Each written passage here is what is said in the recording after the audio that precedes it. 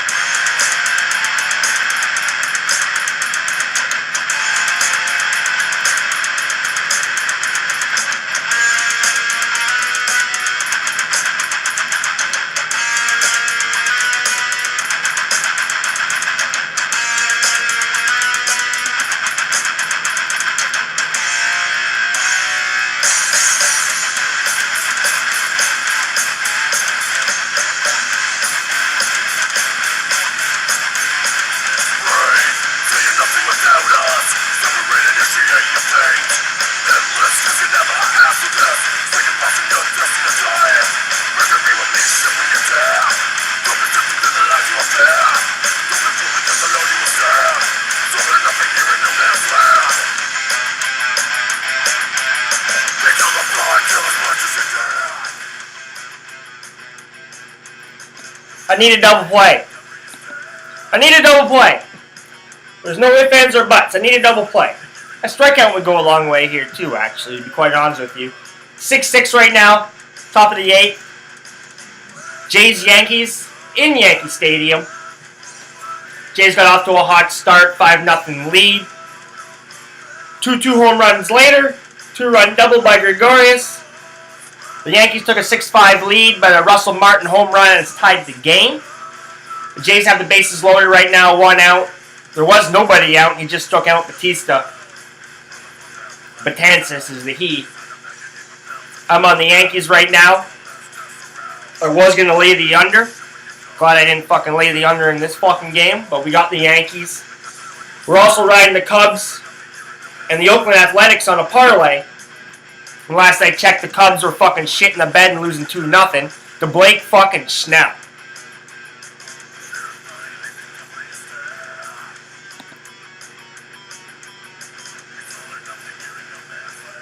Still losing 2-0 to Blake Snell.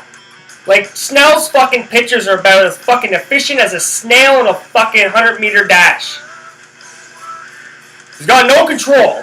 Fucking walks people like crazy. Just don't swing the fucking bat, Chicago, or he's gonna walk you. He's gonna walk at least 6 batters.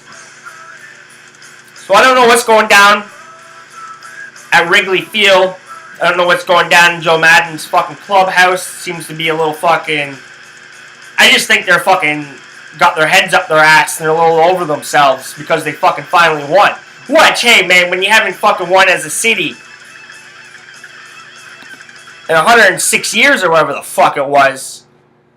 When you haven't fucking won something in 106 years, yeah, you guys are going to be fucking superheroes in that city, and you're probably going to have your heads up your ass, some of them. A little too full of themselves. Think they're too good. They worked their ass off last year to fucking win this shit. They're sloppy. Joe Madden teams aren't sloppy. But these are my plays of the day for July 5th. A little belated happy birthday. A little belated happy July 4th. To all my American friends, and a happy belated Canada Day too. I haven't been on since Canada Day. To all my Canadian buddies and friends up here in Canada. Summer's finally fucking arrived. It's a beautiful fucking day. We got the aircon on. Fucking I love the aircon. One of the greatest inventions in the fucking world. Except when it dies in your car, which I haven't been in that situation. I don't ever want to fucking be in that situation, especially up here in the city. That'd be fucking awful.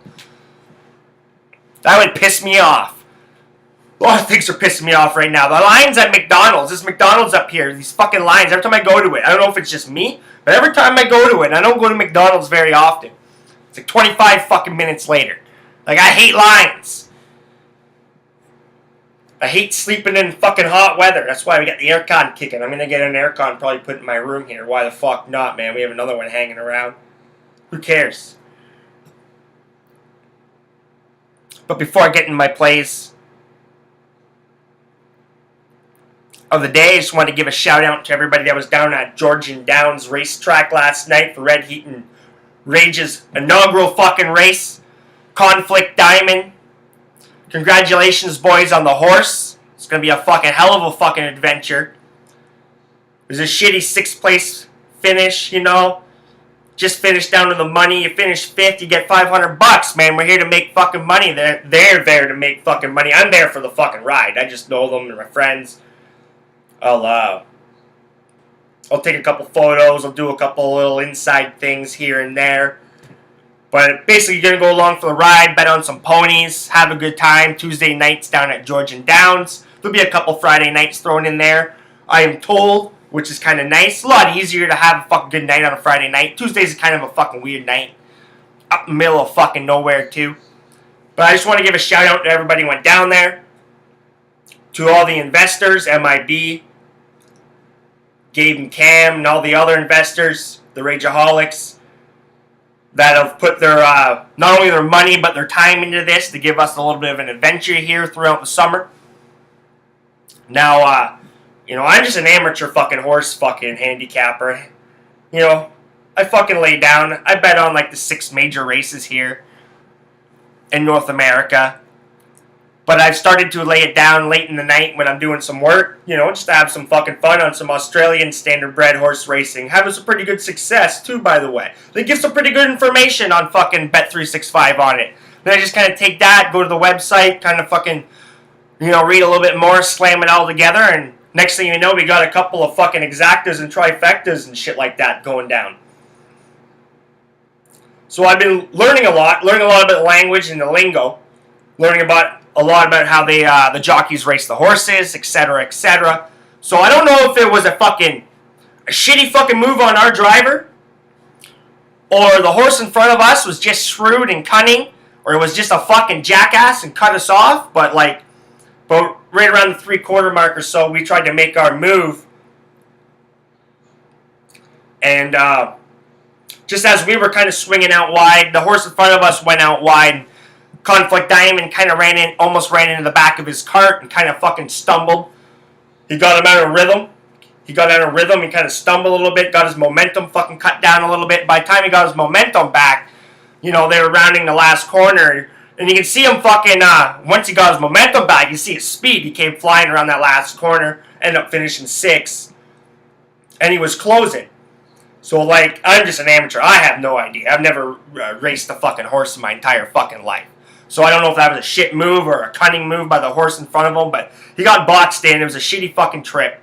Definitely gonna look for a better trip. It was hilarious to see the fucking dash of cash on fucking Conflict Diamond. Went to fucking 3-1 odds, you know, tied basically as the second favorite horse when the fucking odds came out to like a 1-5 fucking favorite. It was fucking hilarious seeing the fucking movement on the fucking board on fucking Conflict fucking Diamond. The other fucking people must have been loving it, though, seeing the fucking odds go up on, like, the 1 and 2 horse and shit like that, which did pretty damn fucking good. I know one of them won it, if not first and second, if I do believe, if I can remember. They must have been loving it. They must have been wondering what the fuck's going on. I don't know if they'll get flagged for all that movement, but I'm sure a lot of fucking cash fucking flew in offshore or online. And down at the fucking, I know a lot of money was coming in at the fucking, at the booths at the fucking track. So that was fucking pretty funny to see. We'll see how that goes next time. Maybe we'll get a little bit better odds. There won't be as much excitement around the first fucking race. Maybe some people won't be betting. And we'll get a little bit better odds. And hopefully a better post position out of this. Is the fucking real winner, hopefully. You know, like, because it's really all about post positioning and standardbred horse racing, man. A lot about post positioning, a lot about your driver, man. So, you know, Conflict Diamond had the 8th position, 8th post. You know, that's pretty out wide, you know, especially when you got carts and shit like that. They're not, like, you know, thoroughbreds, not just a single horse. You know, you run out of space pretty quick. But a big shout out to everybody that's involved in it. Thank you very much. And it's going to be a hell of a fucking ride, hell of an adventure. And check out fucking Red Heat and Rage on Fantasy Sports if you want to know anything more about this, if you're intrigued. Or go look for Gabriel Morency, and you'll learn all about it. Become a Rageaholic. But the Jays just took a 7-6 lead in that little rant there. Fuck. I'm kind of glad I didn't see it, because I probably would have fucking freaked out. Fuck. Like, Dylan Betances, where, like, And then, like, fucking Chapman was giving up fucking runs last night. This, like, vaunted fucking New York Yankees fucking bullpen has turned out to be not a vaunted fucking New York Yankees bullpen the last couple fucking days. Like, fuck. But it is the Toronto Blue Jays still. And like I say, for the Toronto Blue Jays, basically 1 step forward, 2 steps back. Now they've taken a 1 step forward after taking 2 steps back in this fucking game. Just in this game alone. We'll see if the Blue Jays bullpen can hang on to this. All it takes for the Yankees is 1 fucking swing of the bat. Especially with fucking Aaron Judge coming up, man. I don't know if he's fucking due up in this inning. But fuck, that guy's a beast, man. He's going to be fun to watch at the home run derby. So anyways, let's stop fucking rambling on, Kyle. Let's stop playing with your fucking hat, Kyle. And let's hop up and in on the plays of the day for July 5th. Now we're just talking about baseball here, so we'll start off on the diamond. I'm getting a little sick and tired of fucking baseball, to be honest with you. It's just the dog days of summer. It's July. We're starting to kick in. We've seen a lot of baseball already. I don't mind it. I don't mind handicapping it. You know, it's fun. I like to do it. But just, you know, it's draining. Just fucking another full slate of fucking baseball. It's all we kind of fucking got. I'm sick and tired of reading about the same fucking stats, different names. But anyways, the Miami Marlins are in St. Louis tonight to take on the Cardinals. Mike Leake's on the mound for the Cardinals. Edison Volquez takes the ball for the Marlins. Just pulling up some notes here. There we go. Right now, the Cardinals are minus 150. Home favorites. Total in this game is 8.5. Now, the over in Marlins games has just been cashing like fucking crazy. They're like the New York Mets right now. The way the Mets were at the beginning of the fucking season. The Mets were like 32-11-2 or something to the fucking over at one point. It was fucking ridiculous. Now it's the Miami Marlins fucking turn. The starting pitching sucks. Their bullpen's shaky at best, but their bats are fucking unbelievably fucking amazing. Led by Stanton and Ozuna. Like, fuck, man. They're fucking smacking the ball around. Christian Yelich. They got a whole bunch. Real Muto, the fucking catcher, turned out to be one of the best fantasy catchers in baseball. So you know where I'm going with this. I like the over 8.5 in this game. Now, Mike Leake got off to a very fine start of the season. He's starting to leak. His faucet's starting to leak, and he's going to have to call a plumber here soon. Now, the Cardinals, you know, they're a lot like the Toronto Blue Jays. 1 step forward, 2 steps back. They're just a better organization than the Blue Jays and better. So they just win a little bit more fucking games. And they always find a way to sneak into the playoffs. So they've been sputtering. They've been spinning their tires. Their offense is starting to kick into gear, led by Grichuk and Gallardo and a bunch of fucking other no-name guys. And they're starting to drive the ball in and get a lot of runs. And Volquez either pitches a gem or he's a fucking disaster. He's going to be a disaster today in St. Louis. I think Mike Leake's going to struggle as well, so I like the over 8.5. Now the Royals there in Seattle will take on the Mariners in some late-night baseball action. Basically a pick 'em right now. Miranda's on the mound for the Mariners. Vargas is on the mound for the Royals. The Royals have been fucking red hot. They've crawled above 500. They see the light in the end of the tunnel. They're going to keep fucking playing hard. A lot of people thought the Royals were done. Finished the little run here. Thought they were going to be an awful team here in the AL Central, but that's not the fucking case. Everybody thought Cleveland would run away with that division, but the Royals are fighting back.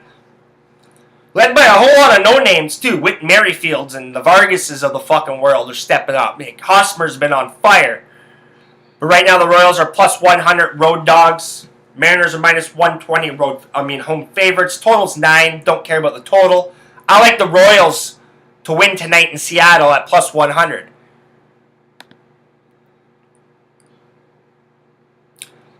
Now, we do have some MLS action tonight. A little break in the baseball action, which is kind of nice. We were on the MLS last night. We had a pretty fucking solid night. We're going to hop on it again tonight. Now, overs are the way to go. If you like exciting soccer, the MLS is your league, man. The MLS is your league.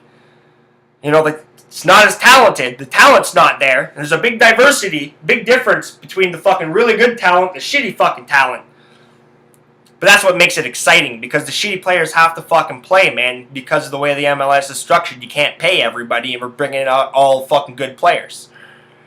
So that's where the excitement comes from, man. And it is exciting. It is. It really fucking is exciting, man. So Toronto FC, they're in action tonight. They're in Orlando. They're in Orlando to take on Orlando City SC, I should say, not FC. I don't know why the fuck they do that, man. It just fucks people up. Like, do you have to be fucking different? It's like Real Salt Lake. You know, what's fucking royal about fucking Salt Lake fucking City? It's Orlando City SC Soccer Club. Ooh, you can't say football club like every other fucking team in the world almost? Fuck. Anyways, Kyle Larin and Kaka and the boys, they're going to be hosting TFC. TFC got their asses kicked, I should say. They got the shit kicked down of them by Dallas. They didn't show up. It was a bad game. Nobody played well. So what happens in football sometimes? They're on a really good run. They hadn't lost since, what, 4th or 5th game of the season? So nobody played well. They're going to rebound. It is what it is. I wouldn't be shocked if this game does end up in a draw. Right now it's plus 162 for both Orlando City and Toronto FC to win. The draw is plus 230. Kind of leaning a little bit towards the draw. Wouldn't be shocked, but I like the over more. So that's going to make me stay away from the draw, because I'm going to need a 2-2 draw if I like the fucking over, and that just doesn't make sense. So I like the over in this match. Over 2.5. The over right now is minus 138. The under is plus 107. I like the over 2.5, minus 138. In the last 5 matches between these two clubs, they've all gone over except for one. That one game was a 0-0 draw. I don't see a 0-0 draw tonight in Orlando. I like the over 2.5. Now, Houston Dynamo, they host Montreal Impact. Montreal Impact, pretty sporadic fucking team. Pretty erratic team. Shaky defense. Pretty going forward. Plays some really exciting football matches. 3-3 draws, 2-2 draws, 3-2 wins. Now, the Houston Dynamo are a pretty solid club themselves. You know, they can score goals. Montreal Impact struggle on the road. Houston's minus 175 home favorites right now. The Montreal Impact are plus 450 to win. The draw is plus 300. Now, an intriguing play on this game would be Montreal to win or draw, which I might lean towards that. I might actually click on that. I like the over in this game as well. We're going to see some goals tonight by Piatti. We're going to see some goals tonight by the Houston Dynamo. I like the over 2.5. It's up to minus 167 right now. And that's exactly what I grabbed it at earlier today. I thought I had it at a little bit of a smaller price, but I'll take the 167 because I do like the over tonight. Now that draw or Montreal Impact play is plus 140. It's fucking so intriguing. So fucking intriguing, man. It's just making you want to click on it. But we haven't clicked on it yet. Now the Portland Timbers, they host the Chicago Fire. My last play of the night. Chicago Fire are good. Challenging TFC as arguably the best club in the MLS. Led by Bastian Schweinsteiger and Najemna Nikolic is scoring goals for fucking fun. I don't know who the hell this guy is. I don't know where the fuck he came from, really. But he's fucking scoring goals. Something the Chicago Fire haven't had in a long time. And the Portland Timbers are a solid team, but they struggle to score goals. 1-1 draw against Kansas City is a good fucking result for them. Kansas City's playing some good football, but I don't see it tonight. I like the Chicago Fire to win or draw, the double chance at minus 125. How can I say no to those fucking odds? I wouldn't be shocked if this game ended in a draw, but I also wouldn't be shocked to see Chicago Fire pump 2 or 3 goals past Portland. So remember, you can find my work on Twitter at kjohnstonmikedup. You can find my work on my website, kylejohnstonmikedup.wordpress.com. I'm going to get this podcast going a little bit more consistently again like I used to. Just been busy getting used to a new schedule. Yeah, it's life, right? It's fucking life. Personal, thing, just dealing with things, But I'll be able to do this during the day, which gives me a little bit more time to do some fucking research. It gives me a little bit more time to get it off before the games start, because there's no sense laying out plays of the day when the games have already fucking started. But remember, if you're not laying money down on the table, you're not winning.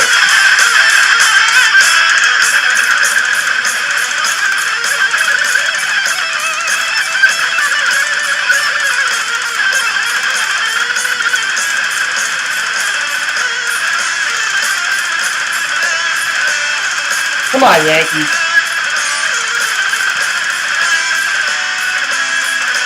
Be a little Yankee magic in the bottom of the ninth.